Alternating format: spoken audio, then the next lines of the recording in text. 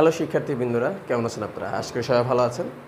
আজকে আরেকটি হিসাব বিজ্ঞানের ভিডিও সিরিজ নিয়ে আসছি। আজকে আলোচনা করব নগদান হিসাব। যারা নবম শ্রেণীতে পড়ছেন বা যারা নতুন দশম শ্রেণীতে পড়ছেন তাদের জন্য এই অধ্যায়টি খুব কাজে লাগবে। আর কোভিডের জন্য যখন শর্ট সিলেবাস হয়েছে সেই সময় এই অধ্যায়টি আমাদের থেকে অমিট করে দেওয়া হয়েছে। এটা অষ্টম অধ্যায়। তো নগদান এবার যারা 19 তারিখে পরীক্ষা শুরু হবে যাদের এসএসসি, তাদের জন্য এইটা অতটা ইম্পর্টেন্ট না, আসবে না। তবে জেনে রাখলে কোনো সমস্যা নেই, এটা সহজ একটা বিষয়। আমরা জানার চেষ্টা করি নগদান হিসাব। তো সবার আগে প্রশ্ন আসবে, এটা জিনিসটা কি? সো সহজ উত্তর, নগদে যে সকল লেনদেন লিপিবদ্ধ করা হয় সেটা নগদান হিসাব।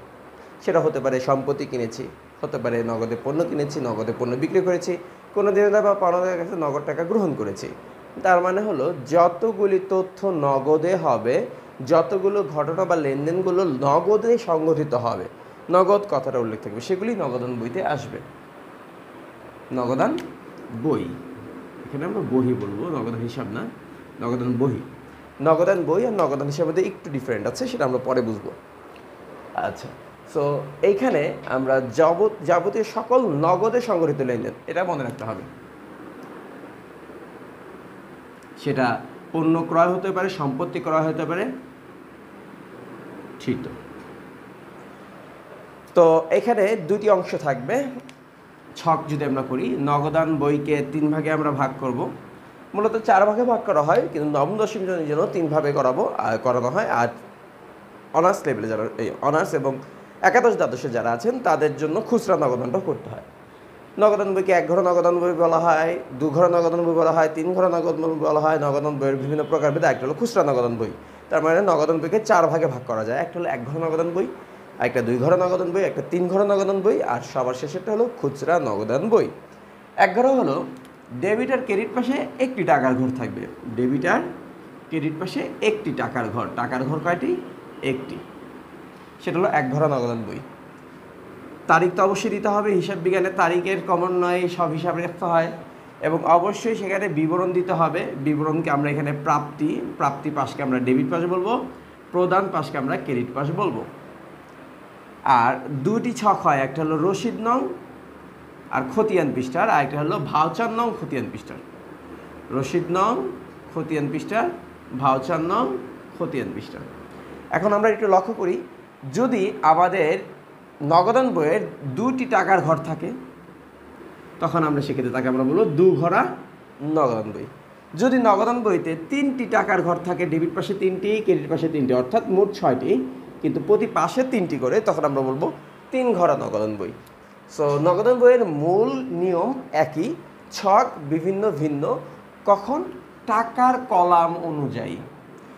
যখন 2টি টাকার ঘর থাকবে, একটা হবে নগদ টাকা, একটা হলো ব্যাংক টাকা। নগদ টাকা, ব্যাংক টাকা। আর যখন 3টি টাকার ঘর থাকবে, নগদ টাকা, ব্যাংক টাকা, বাট্টা টাকা। নগদ টাকা, ব্যাংক টাকা, বাট্টা টাকা। আর 1টি টাকার ঘর যখন থাকে তখন শুধুমাত্র নগদ টাকা। আশা করি ছকগুলি বুঝতে পেরেছেন। এবার আমরা জানার চেষ্টা করি প্রাপ্তি পাশে কি আসবে আর প্রদান পাশে কি আসবে। নগদান বইকে একসাথে 2টা কাজ করতে হয়, জাবেদা এবং খতিয়ান উভয় বলা হয়। নগদান বই জাবেদা এবং খতিয়ান উভয়। তো জাবেদার নিয়ম কি? প্রত্যেকটা লেনদেনগুলোতে দফা দিয়ে আমরা ডেবিট পাশ আর ক্রেডিট পাশ নির্ণয় করব। আমাদের একটি ভিডিও আছে জাবেদার বিষয়ে, যদি আপনারা না বুঝে থাকেন আই বাটনে পেয়ে যাবেন। এবং খতিয়ান কি? খতিয়ানটা হলো পাকাপাকি বই, সেটাকে উল্টা করি, উল্টে এন্ট্রি উল্টা পাশে। খতিয়ান রিলেটেড একটা ভিডিও আছে, সেটা আপনারা এই প্লে লিস্টে সার্চ করলে পেয়ে যাবেন। তো আমাদের যখন হিসাবভুক্ত করব, আমরা খেয়াল করব পেয়েছি না দিয়েছি, পেয়েছি না দিয়েছে, এই কথাটা খেয়াল করতে হবে। নগদ টাকা পেয়েছি না দিয়েছি। আমরা জানি আমরা যদি নগদে পণ্য বিক্রয় করি তাহলে অবশ্যই নগদ টাকা পাই, তখন আমরা আপনার প্রাপ্তি পাশে লিখব। আবার নগদে যদি পণ্য ক্রয় করি তাহলে অবশ্যই নগদ টাকা প্রদান করতে হয়, তখন প্রদান পাশে লিখব। এইভাবে আমরা ক্যালকুলেট করব। এবং একটি দফা হবে, 2টি না। আমরা জানি নগদে পণ্য ক্রয় করলে যাবে কি? ক্রয় হিসাব ডেবিট, নগদান হিসাব ক্রেডিট। নগদে পণ্য ক্রয় করলে যাবে ক্রয় হিসাব ডেবিট, নগদান হিসাব ক্রেডিট। কিন্তু বইয়ের নামই যেহেতু নগদান বই, নগদ আসবে না, তাহলে ক্রয় হিসাব ডেবিট, সেটা খতিয়ান নিয়ম অনুযায়ী উল্টা হয়ে যাবে ক্রেডিট পাশে। সো আমরা জানি প্রদান পাশটা ক্রেডিট পাশ।